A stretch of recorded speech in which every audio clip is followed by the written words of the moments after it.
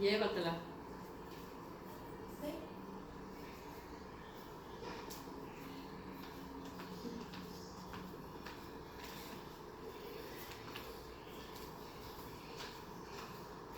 Bienvenidos una vez más a nuestro encuentro de estudio de Escuela Bíblica del Centro de Crecimiento Espiritual.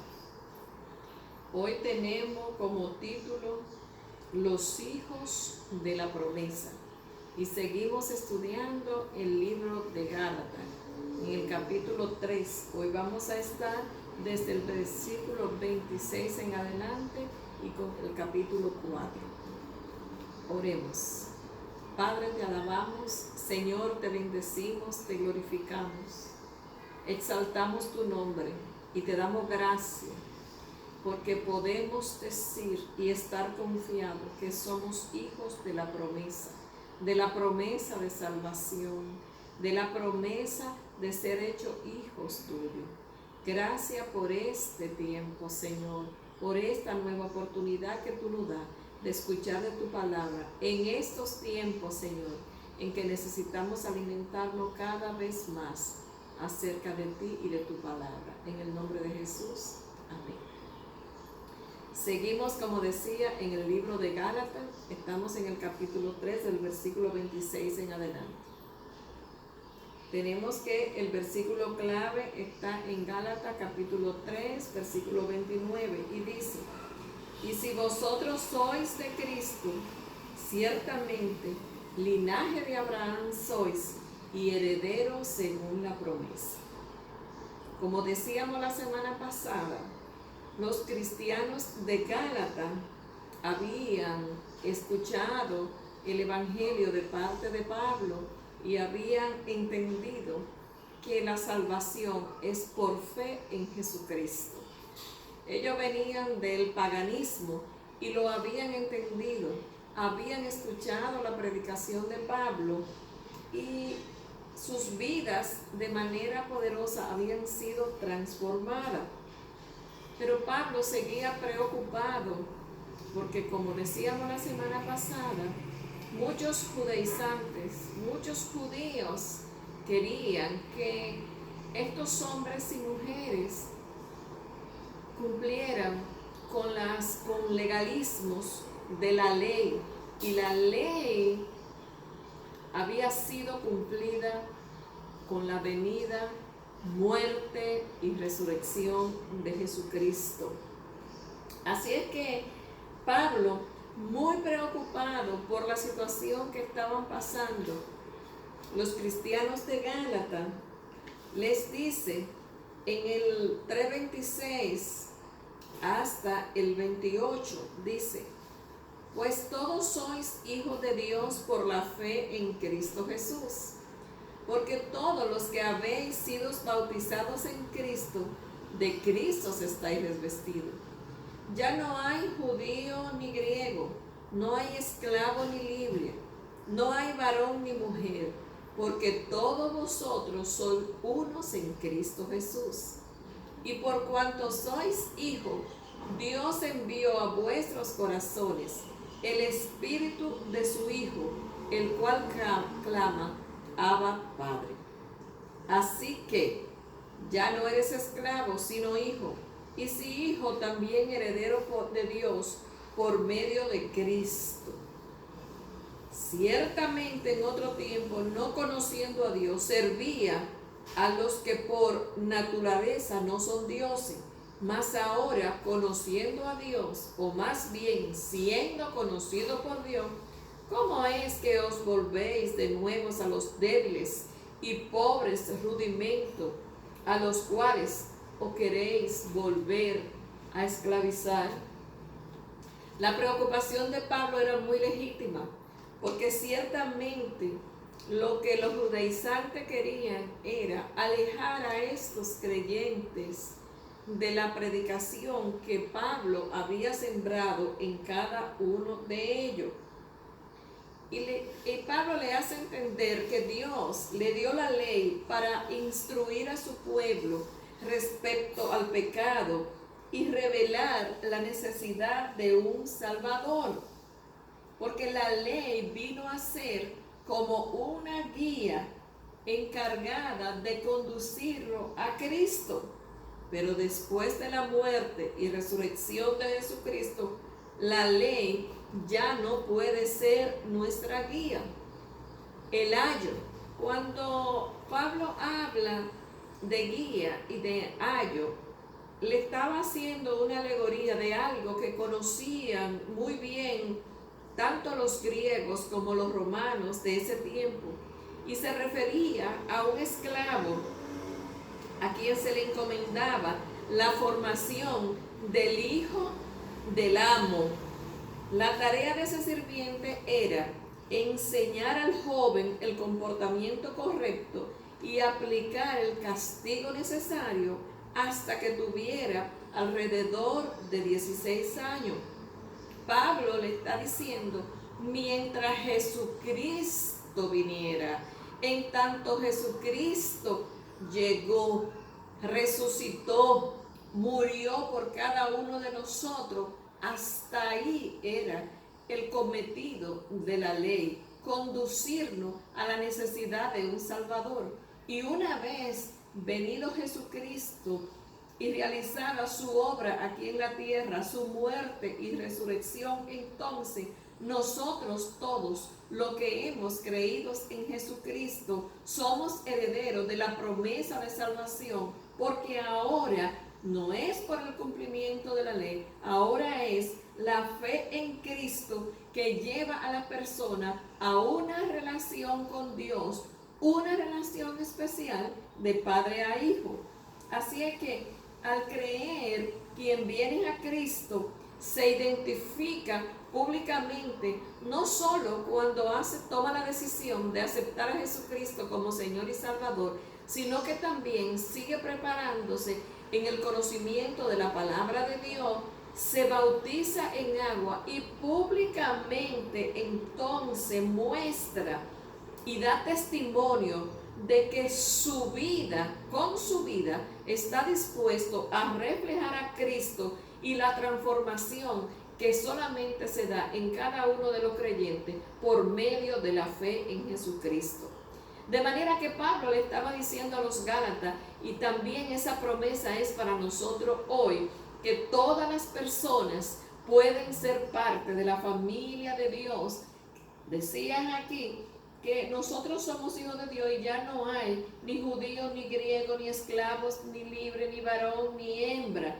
Todos somos hijos de Dios una vez que aceptamos a Jesucristo como Señor y Salvador de nuestras vidas y dejamos que el Espíritu Santo de Dios nos guíe a reflejar a Cristo en la vida de cada uno de nosotros. Así es que los cristianos somos hijos de Dios y también entonces somos hijos de Abraham. Somos su descendiente espiritual, porque ahora pertenecemos a Cristo por la fe. Somos parte de esa gran descendencia. Pablo le está diciendo, ¿qué es lo que estaba pasando? Estaba pasando, como nosotros vemos en la palabra, que verdaderamente los judaizantes querían que ellos, los gálatas que habían aceptado a Jesucristo, cumplieran con las leyes de la ley, guardando los días festivos, las festividades que tenían, todas las fiestas que nos hablaba en la ley. Entonces, la palabra de Dios nos dice que en Jesucristo fue cumplida la ley. El Antiguo Testamento nos afirma que las leyes no pueden ser aplicadas a nosotros. Existían 3 categorías de leyes en el Antiguo Testamento: la ley ceremonial, la ley civil y la ley moral. La ley ceremonial se relacionaba específicamente con la adoración judío. Su propósito primario era señalar el futuro a Jesucristo. Pero si Jesucristo ya llegó, si Jesucristo estuvo con ellos, entonces no había necesidad de cumplir esa ley ceremonial. Porque si su propósito era señalar a Jesucristo, ya Jesucristo estaba con cada uno de ellos. La ley civil, este tipo de ley, daba orientaciones relacionadas con el diario vivir de Israel. Usted puede buscarlo en Deuteronomio 24, ya que la sociedad y la cultura moderna eran radicalmente diferentes a lo que nosotros tenemos hoy. Y ahí estaba la conducta que debía de seguir el pueblo de Dios. Pero Pablo le pidió en ciertas ocasiones a los gentiles que obedecieran alguna de esas leyes, no por obligación, sino para promover la unidad. La otra ley que existía era la ley moral que contenía la ley. Este género de leyes viene a ser el mandato directo de Dios, por ejemplo, los 10 mandamientos, que hoy todavía requieren obediencia estricta porque revelan la naturaleza y la voluntad de Dios. Sin embargo, si nos damos cuenta con la lectura que nos hemos estado enfocando en Gálatas, los judaizantes querían que además de que esto vinieran a Cristo por la fe, también guardaran los días de fiesta, las festividades, observaran todos los días y festividades especiales del calendario judío, porque para los judíos esas observancias eran bien importantes. Pero Pablo le resalta que era irónico que los gálatas en ese momento vinieron a Cristo no por el origen de la ley judía, vinieron a Cristo por la fe. ¿Cómo era posible que ahora ellos estuvieran tratando de traerlos a Cristo no por la fe, sino por la ley? Así es que Pablo les recordó esa circunstancia en lo que ellos habían venido a Cristo y les dice: así que ya no eres esclavo, sino que tú eres hijo, y si hijo, también heredero por Dios por medio de Cristo. Ciertamente en otros tiempos ustedes no conocían a Dios, servían a los que por naturaleza no son dioses, mas ahora conociendo a Dios, o más bien siendo conocidos por Dios, ¿cómo es que se vuelven de nuevo a los débiles y pobres rudimentos de la ley, que lo único que hace es esclavizarlos? Es interesante cómo Pablo le razona que ahora que son conocidos por Dios, y es importante para nosotros, no solamente para los creyentes de Gálatas, sí, pero para los creyentes de hoy, para nosotros, lo importante que es nosotros poder saber internalizar, cada uno de nosotros, que nosotros somos conocidos por Dios una vez venimos a Cristo. Estás en el centro de nuestro corazón y el Espíritu Santo es nuestra guía. Ahora eran conocidos por Dios, así que ya no somos esclavos espirituales. Por tanto, el cambio a la ley que hizo Pablo, que temiera que ese cambio estaba haciendo que Pablo temiera que su labor con el fin de atraerlo a Cristo hubiera sido en vano.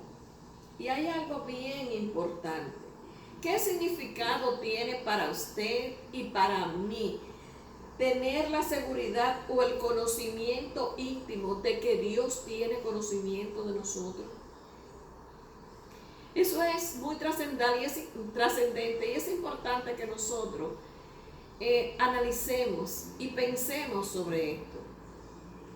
Dios, desde que venimos a los pies de Cristo, tiene conocimiento de tu vida y de mi vida. Quiere decir que no solo cuando tú estás en la iglesia o cuando estás orando, Dios tiene conocimiento de ti y de mí. En todo tiempo Dios tiene conocimiento de ti y de mí. ¿Sabe por qué? Porque Dios es un Dios de pacto, un Dios de promesa.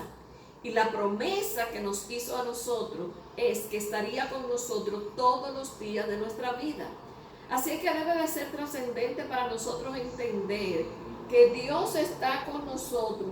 No solamente tiene conocimiento de las oraciones que nosotros estamos levantando delante de Él, sino que Dios tiene conocimiento también cuando tenemos lucha, cuando estamos enfrentando problemas, cuando estamos enfrentando situaciones como el COVID en este momento, que ha cambiado nuestro estilo de vida, que conoce tus necesidades. Dios tiene conocimiento de tus necesidades y la mía. Y eso debía de darnos a nosotros fortaleza, el saber que Dios tiene conocimiento de cualquiera que sea nuestra situación y que en cualquiera de las situaciones que nosotros hemos vivido, en cualquiera de los momentos difíciles que hemos tenido que enfrentar, no hemos estado solos. Él ha estado con cada uno de nosotros, fortaleciéndonos. Y si hoy hemos podido vencer todos y cada uno de los obstáculos que se nos han presentado en la vida, es porque Él ha estado con nosotros. Y hoy que hay situaciones difíciles, también Él está con nosotros. Él es nuestro sostén, Él es nuestra fortaleza, Él es nuestro escudo.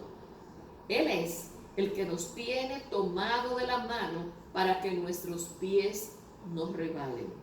Por eso es importante que entiendas que en este tiempo difícil, la queja en ti y en mí como creyente no está permitido.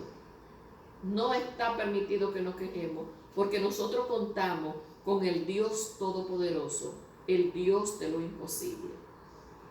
Ciertamente que Pablo sigue hablando con los judaizantes y le dice que la promesa de Dios de que su descendencia sería incontable parecía imposible, porque él tuvo que venir otra vez a hacerle historia a los Gálatas acerca del Antiguo Testamento ante la ley.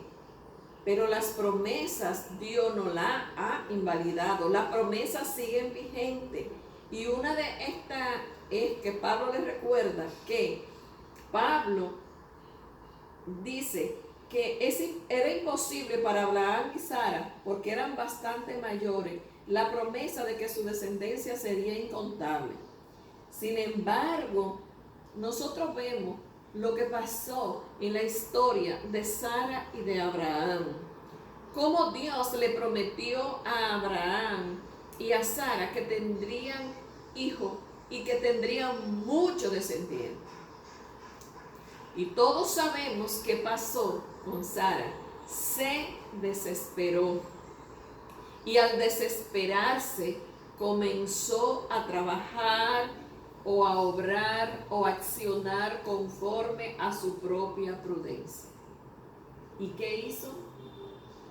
Entendió que la forma de tener un hijo era a través de su esclava, lo cual era normal en esa época porque los esclavos, los amos eran dueños de los esclavos y podían hacer con ellos lo que quisieran.